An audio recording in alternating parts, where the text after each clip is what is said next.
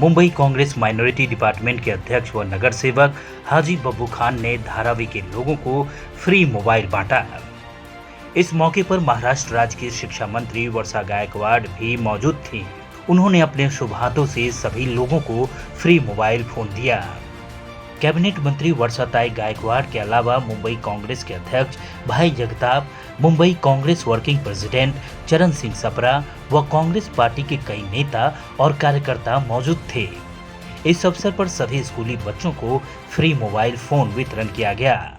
Mobile phone पाकर बच्चे और बच्चे के माता पिता खुश नजर आए। इस तरह हमें उसको ये करना पड़ेगा, फेस करना पड़ेगा। किसी ने सोचा नहीं था कि पूरी शिक्षा सिर्फ और सिर्फ ऑनलाइन होगी, पर कोरोना ने पूरे विश्व में जैसे हाहाकार मचाया है, उसके साथ साथ एक नए जरिए तैयार किए हैं। और मैं शिक्षा मंत्री वर्षाताई का शुक्रिया भी अदा करना चाहता हूँ, उनकी सराहना भी करना चाहता हूँ। बब्बू खान की मैं सराहना करना चाहता हूँ कि जैसे धारावी जैसी जगह पे गरीब तबके के लोग रहते हैं, लोअर मिडिल क्लास के लोग रहते हैं, मिडिल क्लास के लोग रहते हैं, जिनके पास पैसे नहीं है कि वो हज़ारों रुपए का स्मार्टफोन खरीदे, और स्मार्टफोन के सिवाय ये शिक्षा अधूरी रहेगी। तो इस बात को जानते हुए आज का जो कार्यक्रम हो रहा है, 650 ये मोबाइल आज बंटवारा हो रहा है, और उसके साथ साथ शिक्षा मंत्री ने तुरंत जाहिर भी कर दिया कि इसके बाद 1000 बच्चों को इस तरह का ये मोबाइल बंटवारे का कार्यक्रम होगा। 2 अक्टूबर सामने है, तो ये एक बहुत बड़ा योगदान। हम तो ठीक है, राजनीति तो अपने अपने ढंग से चलेगी, पर इस वक्त जो पीढ़ी हमारी सामने बैठी है, जो पढ़ नहीं पा रही है, इसके ज़रिए वो जब पढ़ती है, वो जब शिक्षा हासिल करती है और देश के सक्षम नागरिक होते हैं, इससे बड़ा काम कोई हो ही नहीं सकता। ये मेरी धारणा है, और मैं बहुत बहुत बधाई देना चाहता हूँ बब्बू खान जी को और वर्षाताई गायकवाड़ को कि उन्होंने ये सारे वार्डों में, रवि राजा ने भी अपने वार्ड में इस तरह के टैब बंटवाए, बाकी बहुत सारी जगह बंटवाए, पर ये काम जो खुद स्वयं हमारी मंत्री महोदया कर रही है, बब्बू खान कर रहे हैं, इसलिए मैं उनको बहुत बहुत बधाई। किताबें तो लगेगी जी, बिल्कुल। ऐसा है कि आपके पास स्मार्टफोन है, इसका मतलब ये नहीं कि सारा सिलेबस आपके पास है। आपको सिर्फ स्मार्टफोन से क्या पढ़ाया जा रहा है वो समझ सकते हो। किताबें तो लगेगी, तो मेरे ख्याल से किताबें वो भंडार है, ज्ञान का भंडार है, तो वो तो लगेगी। रही बात यूनिफॉर्म की, बाकी सारी चीज़ें, ये चीज़ें इसलिए भी मायने रखती है। मैं बता दूं आपको, मुझे पता नहीं, क्योंकि ये पहले कभी हुआ नहीं, विश्व में कहीं भी इस तरह का संकट हमने कभी देखा नहीं। हो सकता है कि बच्चों का एक टेंडेंसी हो रही है कि अभी स्कूल शुरू हो गई है, मैंने हज़ारों बच्चों से बात की, आपने भी की होगी, तो बच्चों की ये टेंडेंसी हो रही है कि हमको नहीं जाना है, स्कूल नहीं जाना है। ये सही नहीं है। कोरोना आज नहीं तो कल हम उसके ऊपर विजय पा लेंगे। तो मेरे ख्याल से ये इनिशिएटिव कि घर में जो बच्चा बैठा है वो यूनिफॉर्म डाल के बैठेगा, तो कम से कम उसके जहन में ये बात रहेगी कि मैं स्कूल का बच्चा हूँ, मैं स्टूडेंट हूँ। मेरे ख्याल से इसको इस तरह से देखना चाहिए और कोई तरीके से। बात दूंगी कि हाजी बब्बू खान जी का, जिन्होंने आज लगभग 650 जो है वो मोबाइल बच्चों को यहाँ पे शिक्षा के लिए जो ज़रूरी लगने वाली चीज़ें, क्योंकि कभी हमने सोचा नहीं था कि मोबाइल भी कभी शिक्षा के लिए इस्तेमाल हो सकता है। कभी मनोरंजन के लिए, कभी गेम खेलने वाली चीज़ मोबाइल हुआ करती थी, लेकिन आज कोविड की वजह से, कोविड की तीसरी लहर देखते हुए अगर स्कूल शुरू नहीं होते हैं तो बच्चों का एजुकेशन में नुकसान नहीं होना चाहिए, ये सोचते हुए हाजी साहब ने आज लगभग 650 मोबाइल दिए हैं। और मैं इसलिए उनका बहुत धन्यवाद व्यक्त करती हूँ, जिसके माध्यम से बच्चों तक शिक्षा पहुँचेगी और ज़्यादा बच्चे इसमें फ़ायदा इसका उठा सकते हैं। मैं बिल्कुल बच्चों को कहना चाहूँगी कि ये सब सुविधाएं हम उनके लिए दे रहे हैं ताकि वो अपना शिक्षा आगे बढ़ाते जाए और अच्छे से पढ़ते जाए। जैसा आपको पता है कि परसों भी हमने 200 जो है वो टैब 10वीं के बच्चों को जो है धारावी में छत्रपति शिवाजी विद्या मंदिर में बांटे। तो लगातार हमारी कोशिश यही है कि धारावी के बच्चों के पास कोई ना कोई चीज़ होनी चाहिए जिसके माध्यम से वो शिक्षा उन तक पहुँचे, और अलग अलग उपक्रम अलग अलग संस्थाओं के माध्यम से चल रहे, जिसमें से आज हाजी बब्बू खान जी ने भी आज 650 महानगर पालिका के देखिए बिल्कुल अच्छी बात है कि उनकी तरफ से वो हो रहा है। लेकिन हमारा स्टेट बोर्ड भी, जिसमें हम नया सिलेबस ला रहे हैं, जिसको कर रहे हैं, हमारे स्टेट बोर्ड को भी हम बहुत, जैसे आपको पता है कि बहुत सारी बदलाव हम लोग कर रहे हैं। तो मुझे लगता है आने वाले दिनों में हमारा स्टेट बोर्ड ही इंटरनेशनल बोर्ड के लेवल का पढ़ाई चालू कर रहा है। हमारी अगर कोई भी चीज़ में अगर तरक्की सबसे पहले अगर हो सकती है तो वो एजुकेशन से हो सकती है। अगर हमारी परेशानियाँ दूर हो सकती हैं तो हमारी एजुकेशन से हो सकती हैं। अगर हमको समाज में आगे बढ़ना है और जिस परेशानी का सामना हम लोग कर रहे हैं, इस परेशानी में अगर हम आगे बढ़ सकते हैं तो सिर्फ हमारे लिए अब एक ही विकल्प बचा है, एक ही रास्ता बचा है, वो है एजुकेशन, जो हम सही ढंग से ले लें। लेकिन कहीं ना कहीं मुझे पर्सनली ऐसा लग रहा है काफ़ी टाइम से कि हमारे बच्चे, बहुत सारे बच्चे ऐसे हैं और उनके हालात ऐसे हैं कि वो टैब, मोबाइल या आईपैड वगैरह नहीं खरीद पा रहे हैं, जिसकी वजह से ये सारे हालात पैदा हुए हैं। इसके लिए मैं ख़ास करके धारावी में मेरे वार्ड नंबर 184 के इलाके से और भी इधर से काफ़ी इलाके से हम लोगों ने कोशिश किया है कि जो ऐसे ज़रूरतमंद बच्चे हैं जो सिर्फ मोबाइल और टैब की वजह से वो नहीं पढ़ाई कर सकते, उनके लिए मेरी कोशिश है कि मैं 1000 बच्चों तक मैं ये टैब और मोबाइल पहुंचाऊं। हमने आज ये कार्यक्रम किया, यहाँ आए हुए हमारे बहुत सारे लोग हैं जिनका मैं बहुत शुक्रिया अदा करना चाहता हूँ। हमारी पूरी टीम का, माइनॉरिटी की टीम, मेरे वार्ड की टीम, हमारे सारे लोगों का बहुत बहुत शुक्रिया। उन लोगों ने कांधे से कांधा मिला के हमारा साथ दिया है, क्योंकि सारे लोगों की एक ही इच्छा है कि लोग हर तरीके से उन लोगों की मदद करें, क्योंकि कोरोना काल के अंदर धारावी में जिस तरीके का माहौल था, उस माहौल में हमने देखा कि धारावी के लोगों ने ग्राउंड पे इतनी मेहनत किया कि सरकार की तरफ से मदद आए या ना आए, लेकिन हम लोगों ने, सबने मिल के, पूरी टीम ने, हमारी मैडम वर्षाताई गायकवाड़ के आदेश के हिसाब से ही हम लोगों ने काम किया। और इतना काम किया कि हमको यहाँ पर सबसे पहले ज़ीरो कहीं पर आया तो वो धारावी में था कोरोना काल में। तो मैं आपके माध्यम से लोगों को बताना चाहूँगा, ख़ास करके मुंबईकरों को, जहाँ जहाँ लोगों की ज़रूरत है और ख़ास करके एजुकेशन के लिए, तो उन लोगों की मदद करें। और मुझसे जितना हो रहा है मैं भी मदद करूंगा। और एजुकेशन को बढ़ावा देने का सबसे बड़ा लक्ष्य हमको इसलिए और है कि हमारे इस इलाके से हमारी एमएलए वर्षाताई गायकवाड़ खुद एजुकेशन मिनिस्टर हैं, तो यहाँ के लोग शिक्षा से महरूम ना रह जाएं।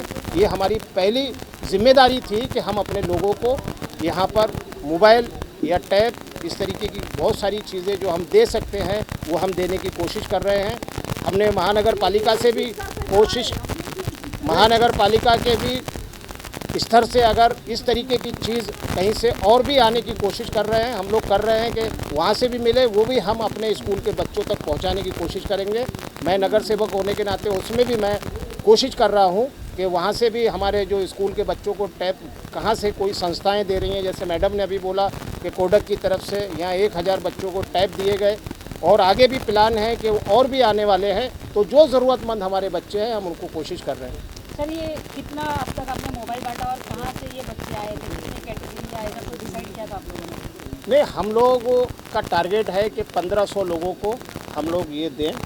और अभी हमारा ये पहला सेशन था जिसमें हमने 650 बच्चों को मोबाइल दिया है। तो आने वाले दिनों में किस तरीके से, कहाँ से बच्चे आ रहे हैं, पूरे धारावी से हैं या अलग अलग जगह से भी? सबसे पहला काम था, मैं जिस इलाके से नगर सेवक हूँ वहाँ के लोगों की जो ज़रूरत है वो पूरी करेंगे।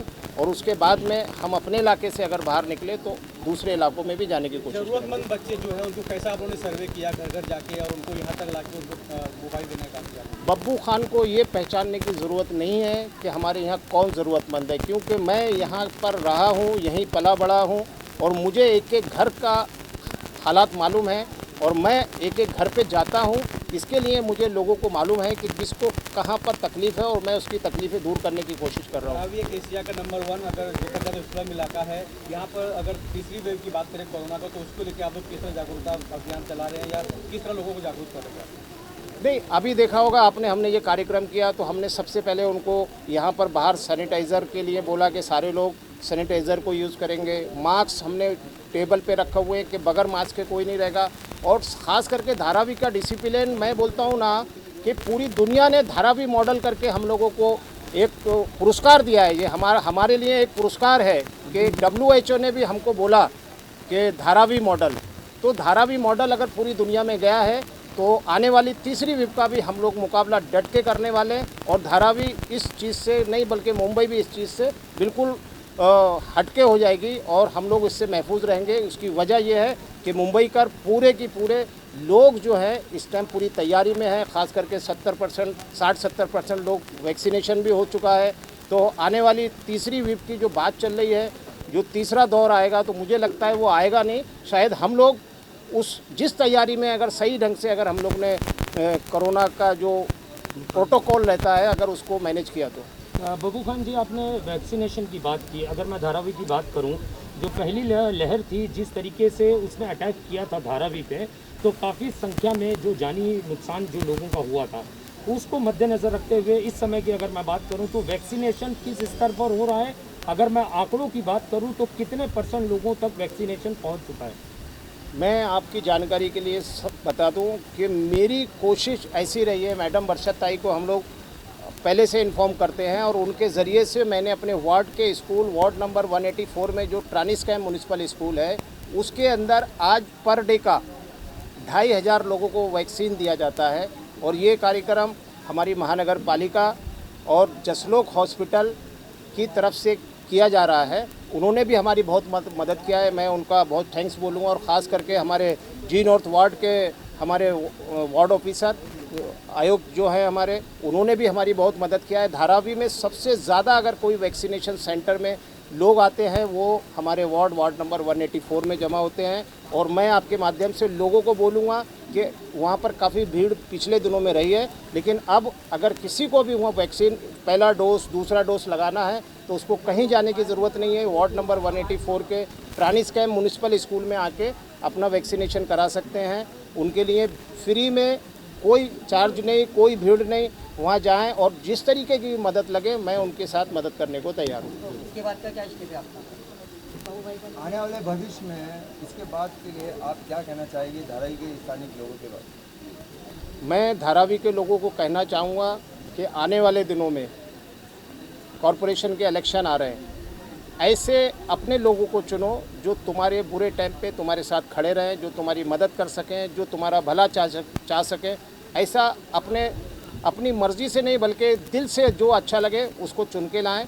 और हम लोगों की ये कोशिश हमेशा जारी रहेगी कि हम लोगों तक जाएं और लोगों की ज़रूरतों को पूरा करें। तो होती है, लेकिन हमने पहले ही दिन ये तय किया था कि जिस व्यक्ति को हम नगर सेवक बनाने के लिए खड़ा कर रहे हैं उससे अपेक्षाएं हैं, उससे हम उम्मीद करते हैं कि भाई ये आदमी खड़ा होगा तो हमारा कितना काम करेगा।